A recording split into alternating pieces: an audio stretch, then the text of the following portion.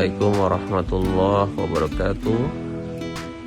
Setelah melaksanakan tes PCR hari Rabu kemarin, saya dinyatakan positif terpapar virus corona, yang kemungkinan besar saya tertular dari orang yang tanpa gejala.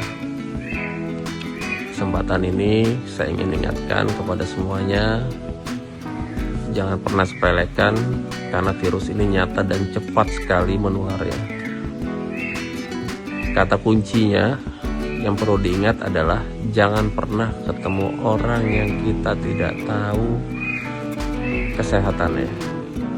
Ingat sekali lagi, jangan pernah ketemu orang, apalagi satu kendaraan, apalagi satu rumah dengan orang-orang asing yang kita tidak tahu kesehatannya, sekalipun itu teman dekat kita, karena kita nggak tahu dari mana dia habis ketemu siapa, karena virus ini sangat cepat sekali menularnya.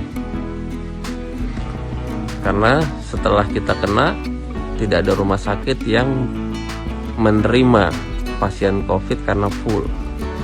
Jadi harus isolasi di rumah dengan keterbatasan obat-obatan. Jadi jaga diri kalian dan keluarga kalian. Ingat, pakai masker, sering-sering cuci tangan, jaga jarak, jauhi kerumunan, dan jangan pernah ketemu dengan orang-orang yang kita nggak tahu. Semoga bermanfaat. Wassalamualaikum warahmatullahi wabarakatuh.